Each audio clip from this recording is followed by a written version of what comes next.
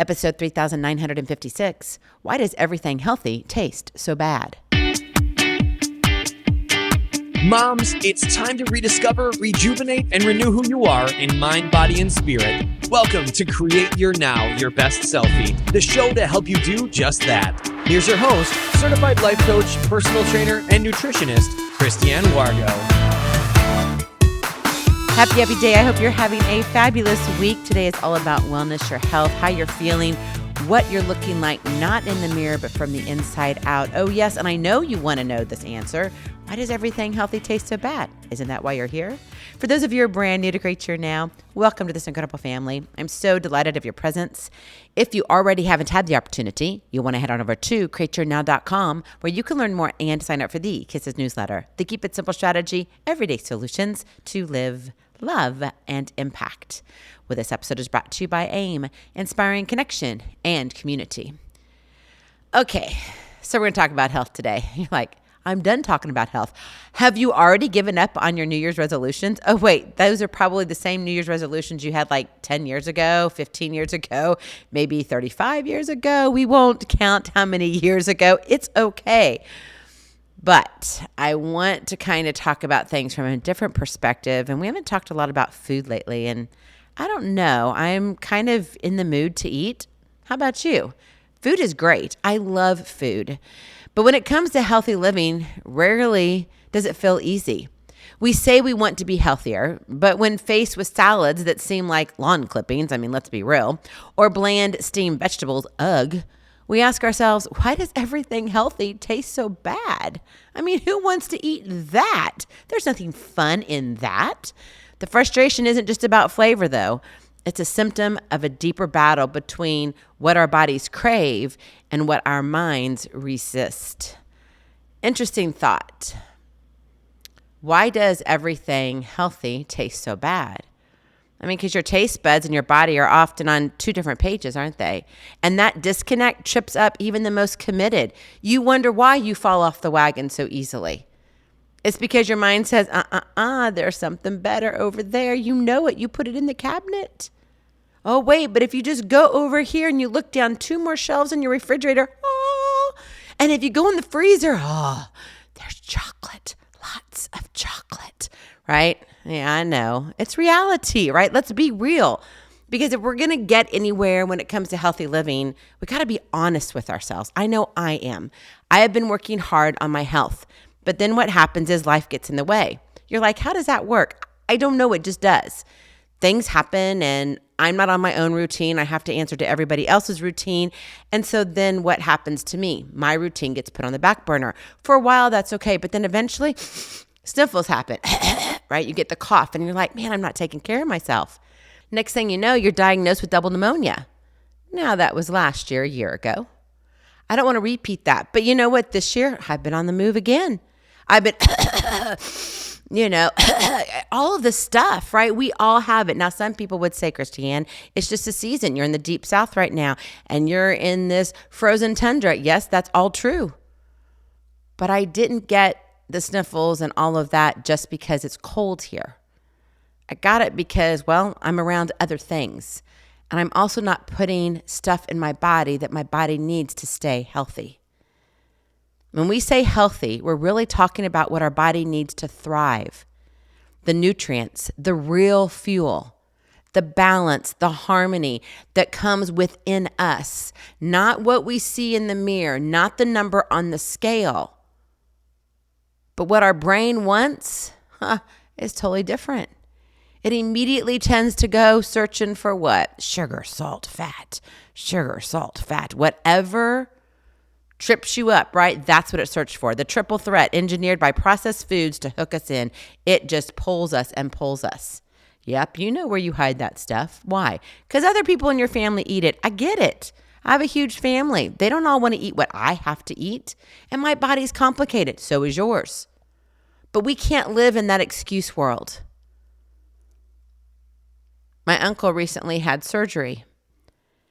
He has troubles like I do. My mom has troubles like I do. There's some genetics in that. And her brother has trouble. So I've got 2 uncles that have problems. And my grandmother had problems. My great-grandmother had problems. I'm like, this isn't fair. I can sit here and yell at the tippy top of any mountain, but it doesn't change what's happening in my body. And at some point, we have to look at what our own body needs from the inside out. And that comes from our nutrition, the fuel that we're putting in. And when we sit there and we have one thing that our body needs to thrive on, which is the nutrients, the real fuel, and then we have our brain that says, I want the sugar, salt, fat, whatever it is, right? This clash makes healthy food feel like punishment, not pleasure. No wonder we can't make it to the next level of healthy living. No wonder we can't lose the pound and we gain 3. Why does this happen? Because evolution wired us to survive scarcity, not abundance. Think about that for a minute. When I was writing this, I was like, oh yeah, that's interesting. Good point. We have in our grocery stores the ease of getting whatever we want, unless if we're going to be in a frozen tundra and then everybody sells out of everything, but we'll leave that to another episode.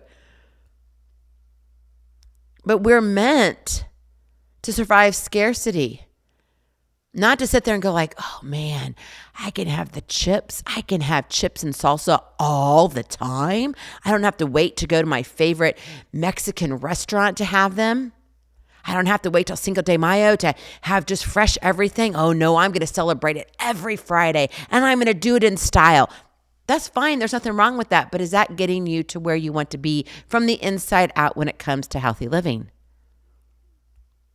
Sweet and salty triggers told our ancestors where to find energy-dense food in the wild.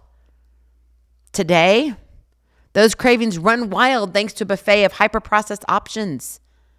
We're all shopping in the middle and not around the outside of the grocery store. And not literally the outside, just if you go around, you've got the inner parts, right, where you've got all the aisles.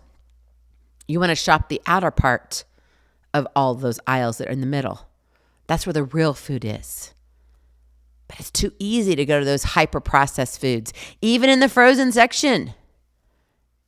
Say, yeah. If it's not in its most original form, it's processed. And I know there's some degree, right? You know, we go and we get the fresh chicken, but it's already been to the butcher. I get that part. I got it. But you still don't want to have it where they've already put stuff in it. You want to be able to dress your meat, your fruits, your vegetables the way you want to, so you know what's going in them. Be careful where you're getting your stuff. And that's where, meanwhile, nutrient-rich foods, often more subtle in taste, demand patience and resetting your palate, right? A job none of us signed up for overnight. We don't want it. We resist. Oh, but we can't. We've got to reset our taste buds. That is your Kiss to Keep It Simple strategy. Reset your taste buds.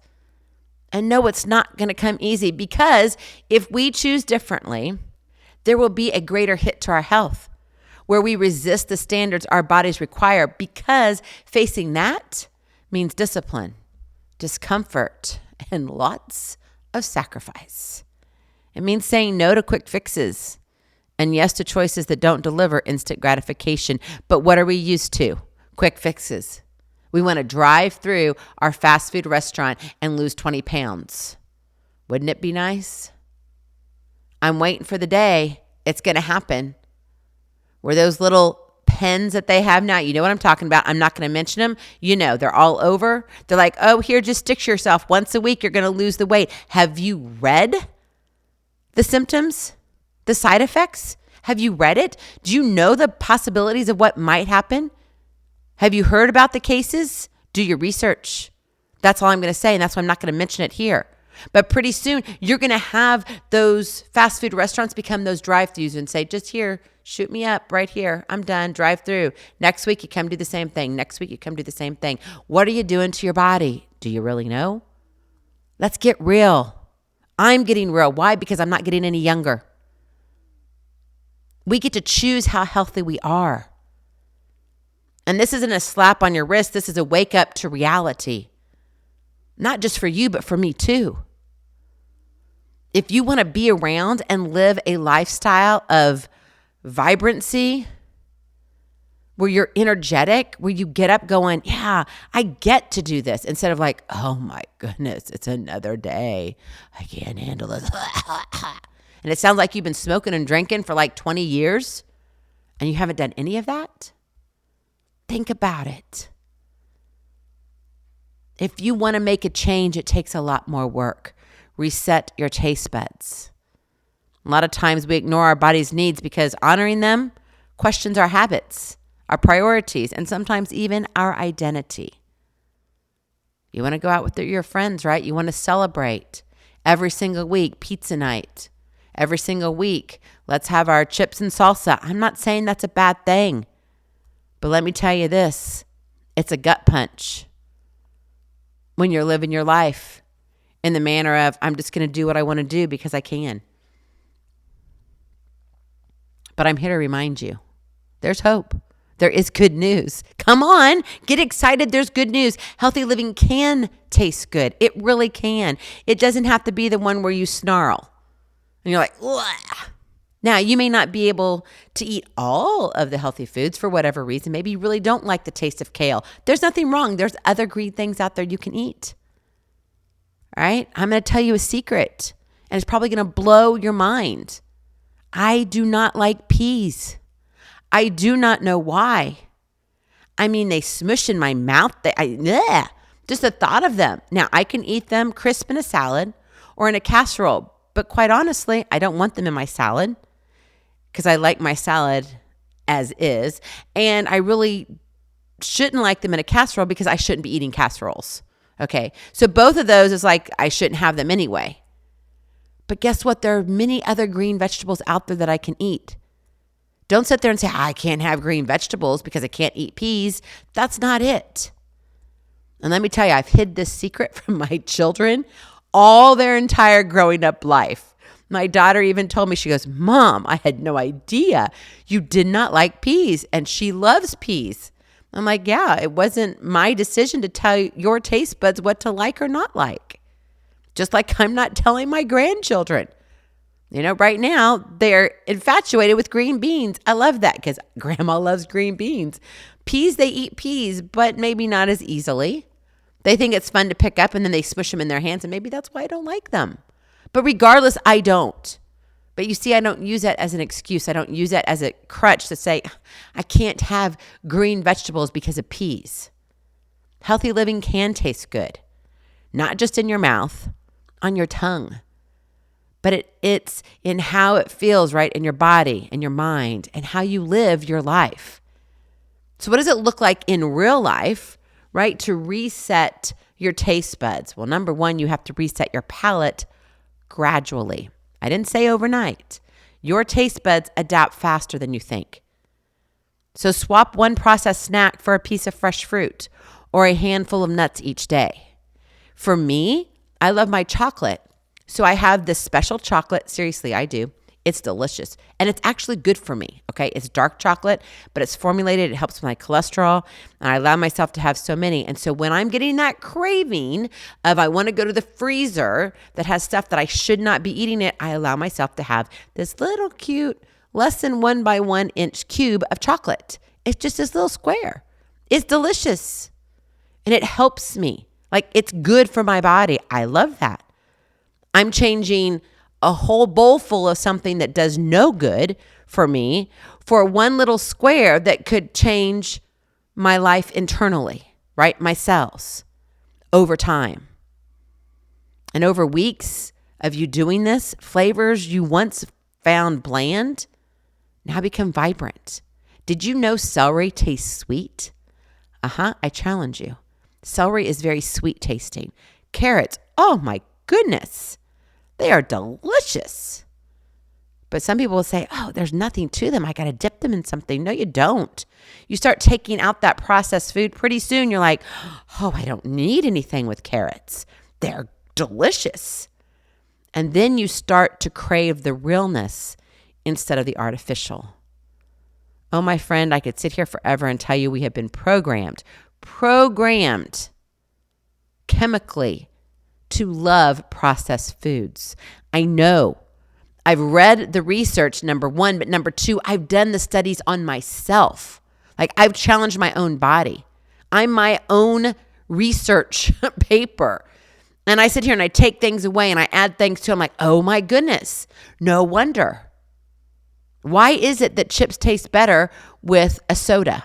Because they're chemically matched. Why do you think soda companies own chip companies? They're part of their, you're getting the idea, aren't you? We could go on and on and on and on. So remove the artificial and crave the realness. Reset your palate gradually. Be patient with yourself. Number two, connect food to feeling. Don't just eat a salad because it's healthy, right? Don't just eat those peas because you have to eat those peas. For me, it's green beans. Notice the energy, the clarity, or the calm it brings you afterward. Maybe it's like, oh my goodness, I love the salad with the ginger dressing on it. It's refreshing.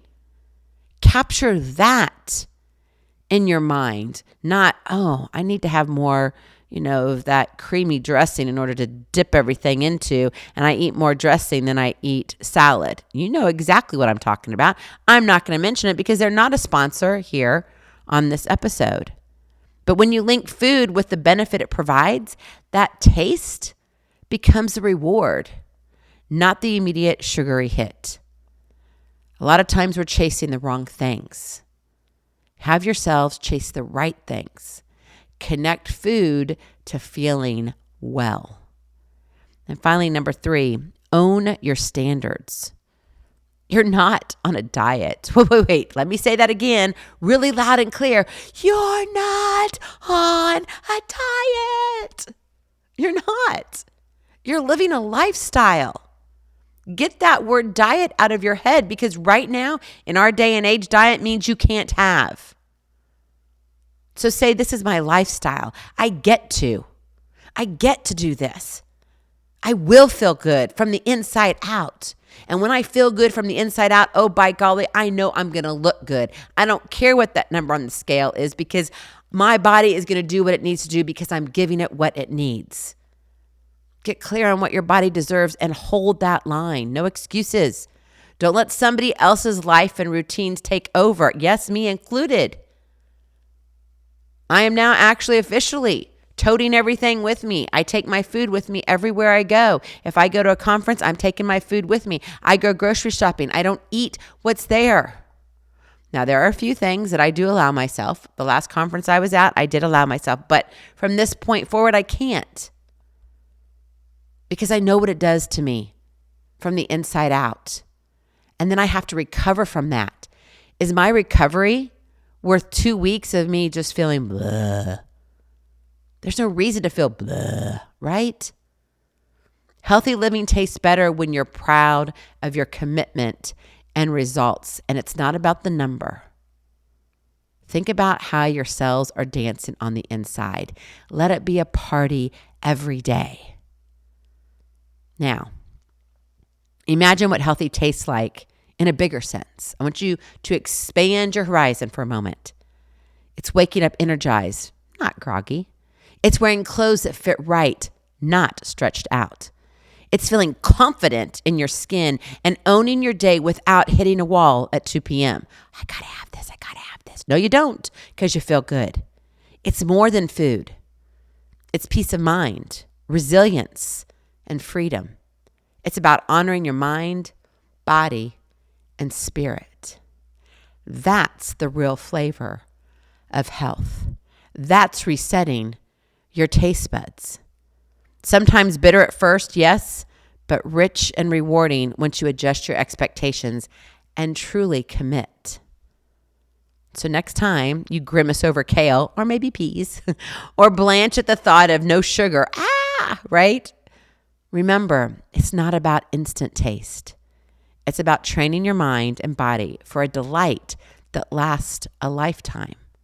Keep pushing. The taste of real health is waiting on the other side of your discomfort. Go in peace, train for life, love your journey. I love you so very much. I cannot wait to see you on the other side. Blessings, hugs, and lots of love. We'll talk to you real soon. Have a glorious, blessed, healthy day. Bye-bye. Feeling inspired, ready to train for life and love your journey? Visit createyournow.com for more incredible resources to help you along the way. We'll see you next time on Create Your Now, Your Best Selfie. And remember, always be sure you consult your physician before beginning any health and fitness plan.